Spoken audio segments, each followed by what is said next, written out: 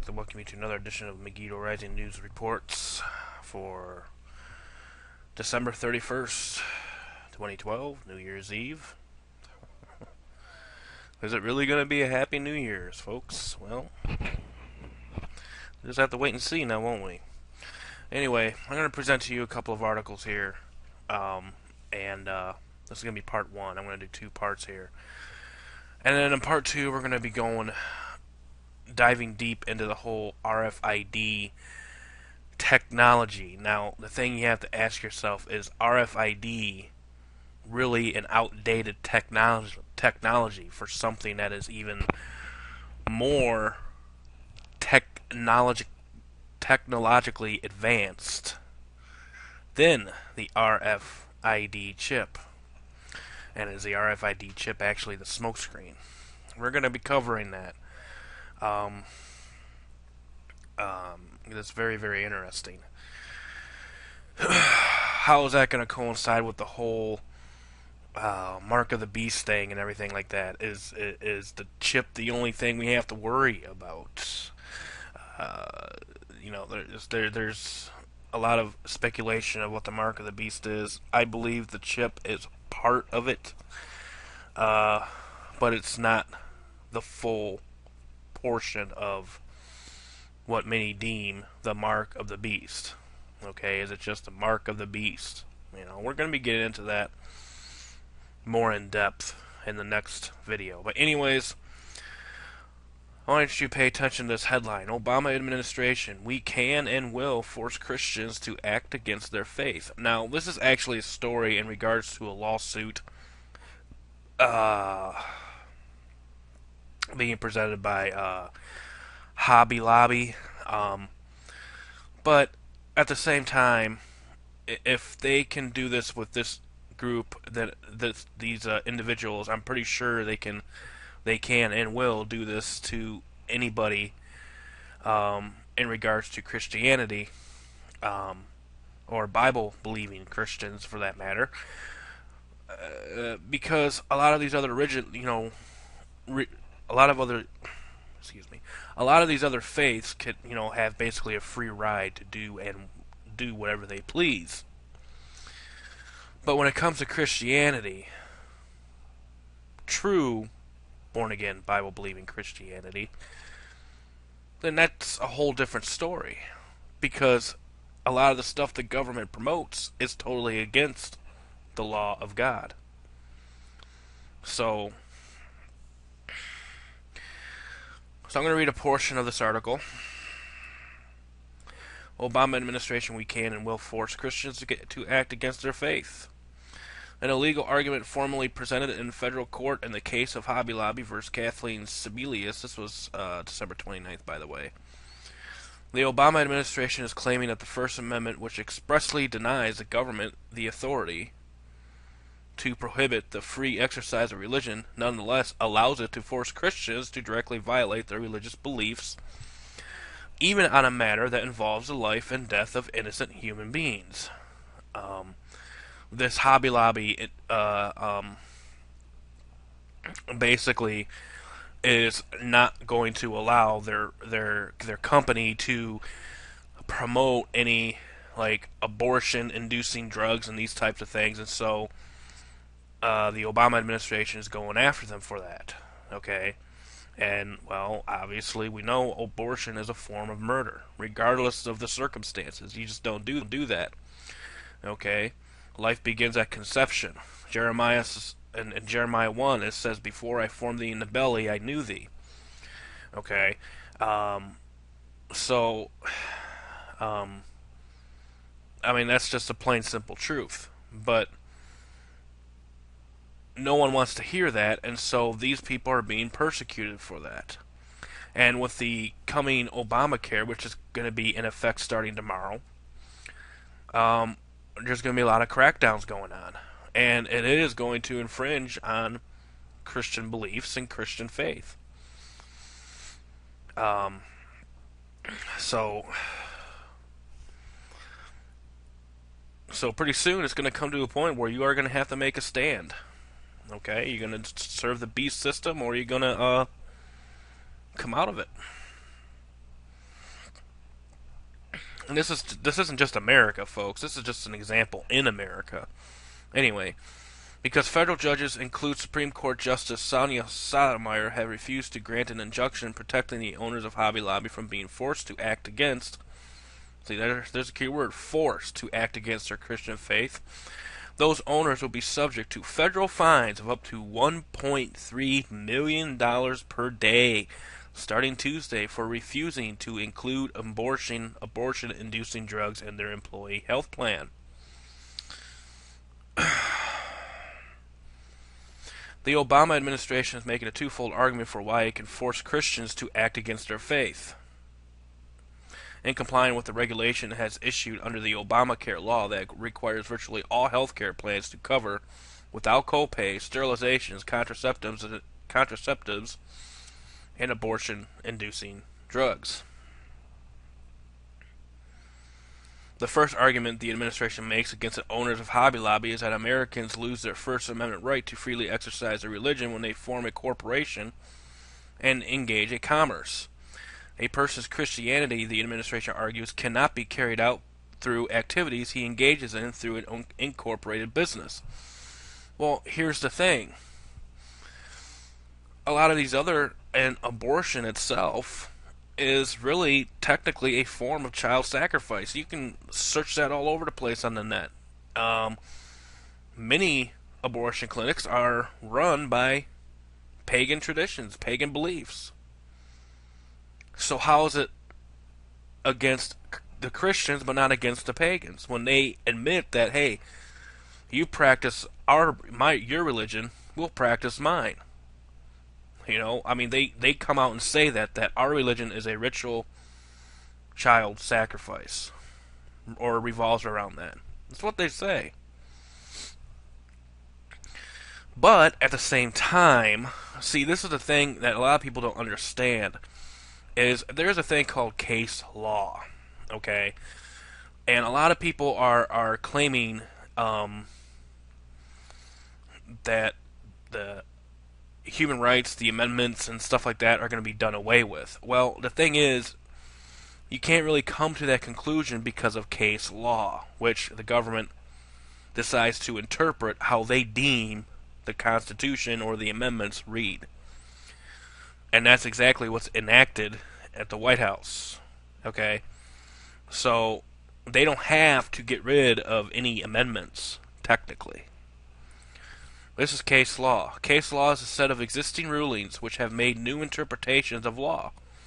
So they will tell you how the Constitution and the amendments are interpreted. That's why they can come up with these rational arguments. That's why it is important to note that the commandments of God supersedes the Constitution. Okay? Because they can't put case law in effect against the commandments of God. They can try, but then they will be in violation. And then obviously, as Psalms 119 says, it is time for thee to work, O Lord, for they have made void thy law. It's not a good thing to mess with the law of God. But with man-made laws, they can mess with that all they want. Okay? And that's exactly what the Constitution is. It's a man-made set of rules. And in case law, they can take the Constitution and interpret it the way they deem fit.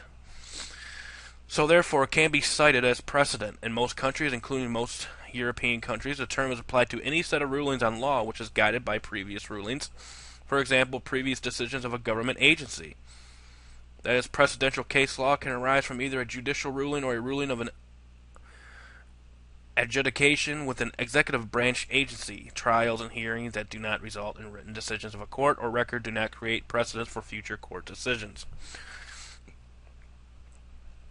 So, again, a lot of these people are claiming, oh, you know, First Amendment's going to be suspended and stuff like that. Well, the thing is, it technically probably won't ever be suspended because of the fact that they can interpret the First Amendment the way they deem fit. You know, so, and obviously this is what they're doing here. We can and will force Christians to act against their faith in relation to this company being a for-profit organization. But at the same time, these individuals have the right, according to the law of God, to set up these standards.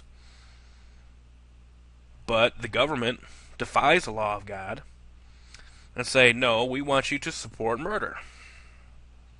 So really, it really comes down to the fact of the commandments of God. Not the Constitution, but the commandments of God, which takes precedence over any man-made laws. Okay?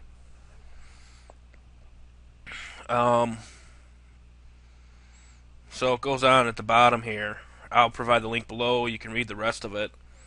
That as a nation approaches the much publicized fiscal cliff, it also approaches a moral cliff. Will the Obama administration compel Christians to act against their faith? As of now, the answer seems plain. Starting Tuesday, it will. You know, because Obamacare is enacted as of tomorrow. And what also is included in Obamacare is the implantable microchip, RFID. Here's a whiteout press article from March 5th, 2012, and called Obamacare, Wall Street, RFID chips, and 666. And I'm going to read a portion of this article, and then I'm going to... oh, and by the way, keep in mind with the previous video I did about Chuck Missler, how he was a part of the founding of the implantable microchip a few years back. This whole microchip technology is a lot older than a lot of people realize, okay? And it's just been in development for a while. But at the same time, you got to remember that what is presented to you in the public eye, they're already 10, 20, maybe 30 years more in advance than what we have today. Sitting in front of our faces, be it like cell phones or any kind of technology, okay? They're already way ahead of the ball game. So things that they present out in the open, they've already been working on previously for... So, March 5th, 2012, New York. Radio frequency identification, RFID. There's a strange convergence occurring in America today that is more than lending itself to millennia-old conspiracy theories that say a handful of evil men are going to take over the world and usher in the second coming of Christ. What could cause religious leaders, Wall Street executives, the U.S. federal government, and healthcare providers nationwide to unite under one single, well-defined goal? As crazy as it sounds, some think the answer is the mark of the beast. There is a new world on the doorstep of humanity that will revolutionize life as we know it. It's called the RFID chip, and it's already here. Now here's the history of this. 2 decades ago, 20 years ago, so 1990, 91, 92, somewhere along there,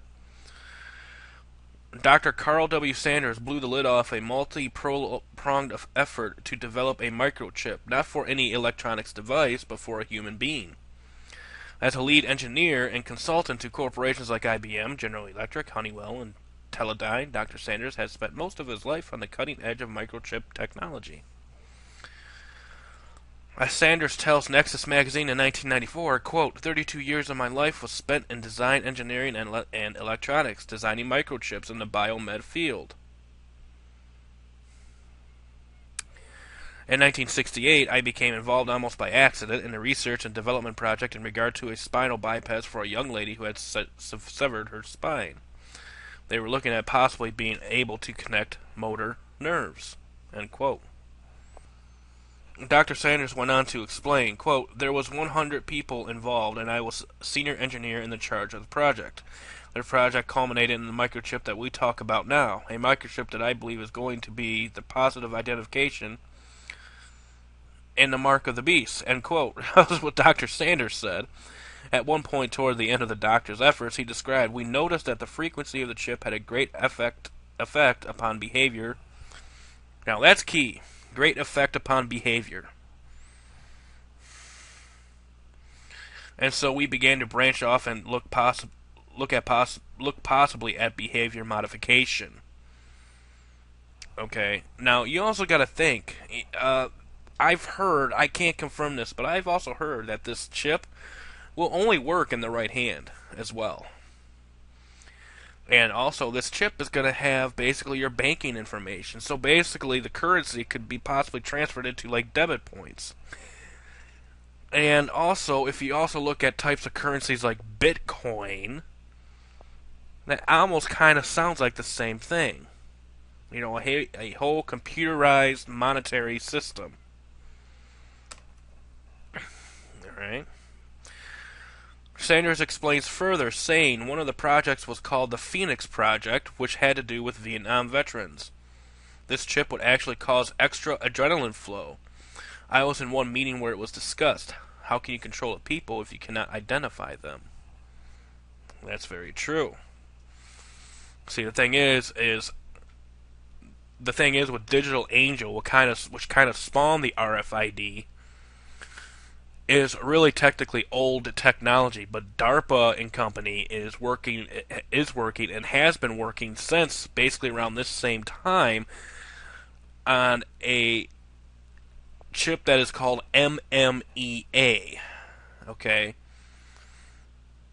magnetic microelectrode reader or whatever. I'll get into it in the next video. And the thing is with this chip has the ability to control you by supercomputers basically that the government owns. They can actually control your thoughts. And that's very key in a sense that, you know, the reason why people can't get saved once they receive the mark is because they, you know, they're already, they how can I put this?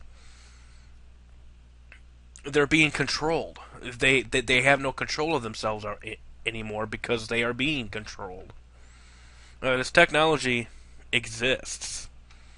Okay, so this isn't just conspiracy theory. Mark of the Beast. These are abbreviations. What do they mean? Well, back in the late 1980s, so this even goes back further, a number of underground pamphlets warning of the coming of the Antichrist were being widely distributed among America's various underground political and religious movements. Members of the religious community had reportedly crossed paths with government whistleblowers, and the result was the Mark and the Beast. Mark allegedly stood for Multi-Area Readout Chip, while Beast allegedly stood for Battle Engine Area Simulation Technology. And I'm going to provide you with the Google search of all of these that is connected with that wording. Okay? And you can get your boat loaded. Because it's all there. The two components were relics of the 1970s. They were being accused of creating the system and methodology for ushering in Armageddon. In theory, the mark would be a microchip implanted into every American citizen, followed by every global citizen, while the Beast was a supercomputer that read and processed a massive amount of data. That's kind of interesting when I talked about SwanSat yesterday. Okay? Or earlier this morning. So there's a lot of connections between SwanSat, which Chuck Missler is part of, and this whole computerized world that we live in. Start with pets. In 1993, a well-executive PR campaign was launched across America's mainstream media, touting the latest technology to aid pet owners. The blockbuster advancement was a tiny microchip that could be implanted into every pet in the U.S. If or when an animal is lost, simply scanning for the microchip will lead to an instant location and recovery of the much beloved pet. The idea spread like wildfire. In one article from a local paper called the Prescott Courier, dated July 8, 1993, the article describes the process by which the local town veterinarian is implanting microchips into area pets. The 1993 article announces Star Wars for Pets has arrived in Prescott. The report goes on to quote Dr. Elaine Chambers, confirming that more than 1 million animals in the United States have had the microchips implanted since 1991. Keep in mind, the article is from July 1993. So this is more than this goes way back more than 20 years, this whole technology. It goes to show how long they've been working on it.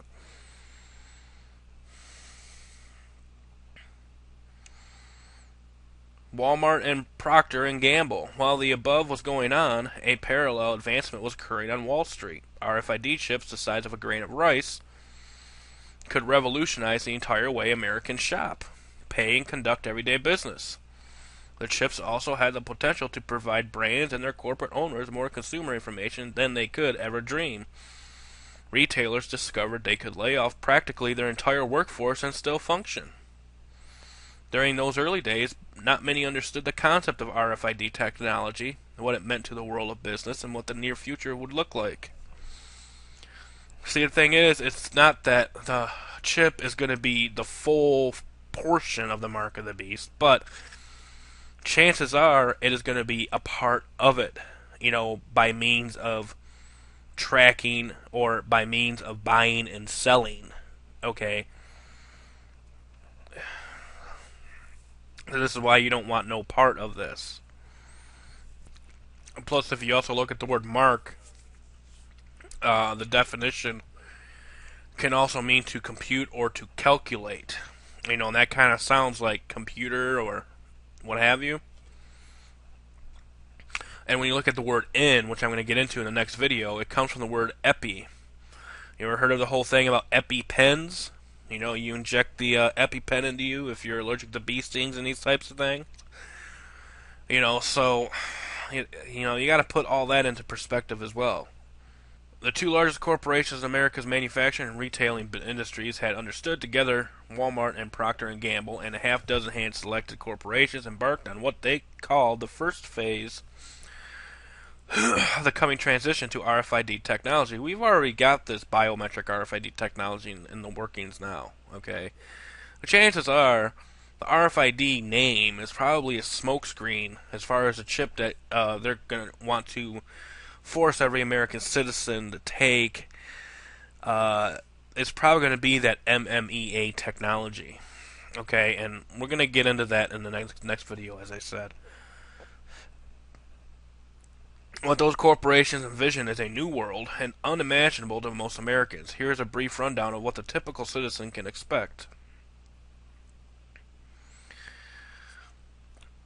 RFID practices of today. Shopping. Imagine walking into your local store, any store, and there are no employees. Every single product in the store has a small RFID chip embedded into it.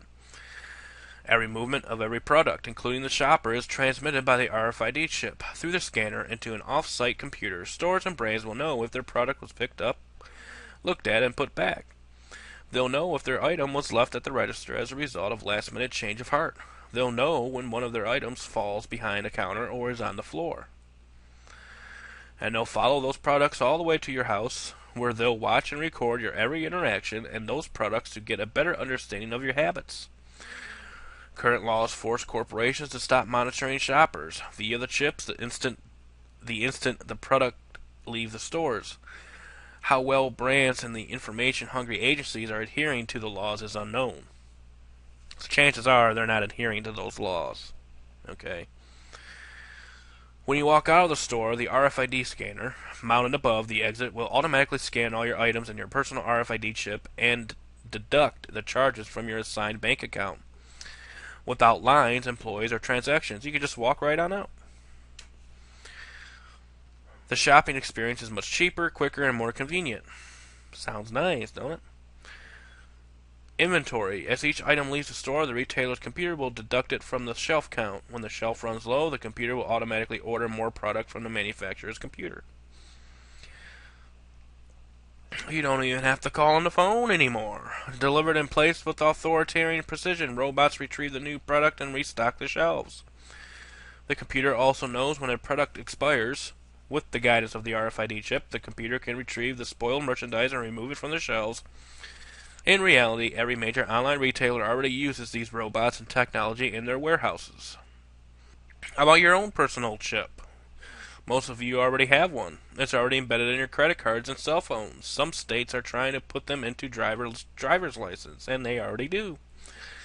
Pay attention for local news articles about shoppers being charged for items they didn't buy simply because their wallet or purse was too close to the store's scanner. Criminals are also well aware of the shift in technology. They simply walk past a person with a handheld RFID scanner, scanning fraudulent purchases on every credit card with the chip. The fact is, both occurrences are happening, and they're happening every day. What about the practices of tomorrow? Regardless of how many bank accounts or credit lines you have, they will all be processed through your own personalized RFID chip. You have the freedom of setting up your payment methods, frequencies, and limits as you choose, but every purchase goes through the chip. Forget a national ID card for voting, driving, or personal identification. Your RFID chip is your national ID. Currently, chips are only embedded into pets, credit cards, cell phones, retail products, and voluntary people. When the one government-sanctioned chip is officially assigned, it will either be put in a card and required to be carried at all times, or be embedded into a body part. How does Obamacare fit into this? Well,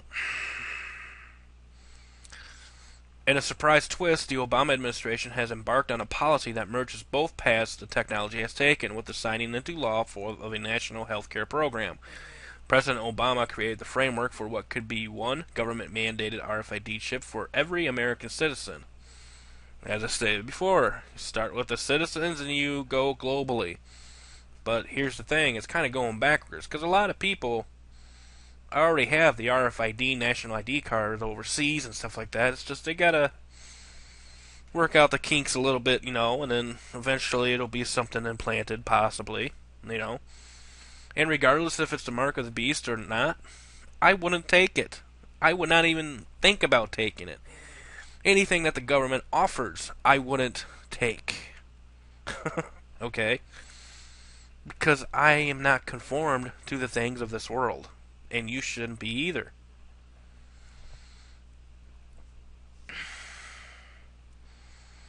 The root of many critics' outcries lies in the specific wording of the Obamacare law. A 2010 documentary from the religious right raises concerns, saying the portion of the law pertaining to eligibility, if you're covered and how you prove that you are covered, is now found on page 30. It was on page 62 of H.R. 3590 and reads, quote, in a manner ensuring that such operating rules are effective no later than January 1st, 2013, tomorrow. I don't think anything's changed, so...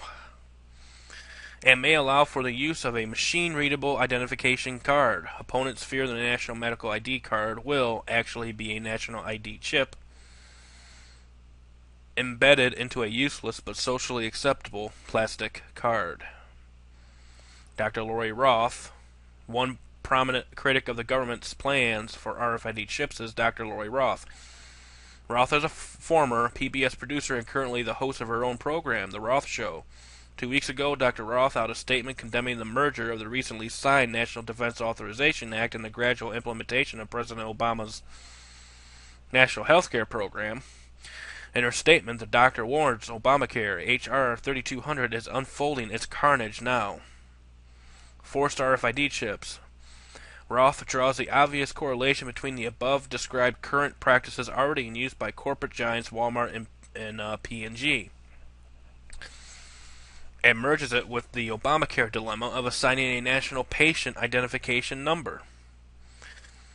Dr. Roth goes on to explain the key correlations this RFID chip control scheme hides behind all the practical issues and terms. Patient identification, health information to hold medical data, do patient surveys and hold records and billing information. There's a very, very fine line here, and I want to paint a scenario. You're willing to be sucked in by the government's systems or beast system by taking something that could result into a portion of the mark of the beast. Like, let's say if your baby is sick in the hospital, and they say to you, you can't have your baby treated unless you have your identification chip. What are you going to do? These are things you got to think about. Okay? Very, very important. And we're coming to that time, because like I said, it's going to come to a time where, this is why it says, woe to them that give child and have... woe to them with babes and sucklings in those days. Because this is the time we're coming to. I mean, that's just the way it is. You're either going to choose the beast system, or you're going to choose the Lord. Which one is it? Choose you this day whom you will serve. As for me and my house, I will serve the Lord. So this is going to be the end of part 1, and we're going to go to part 2 next.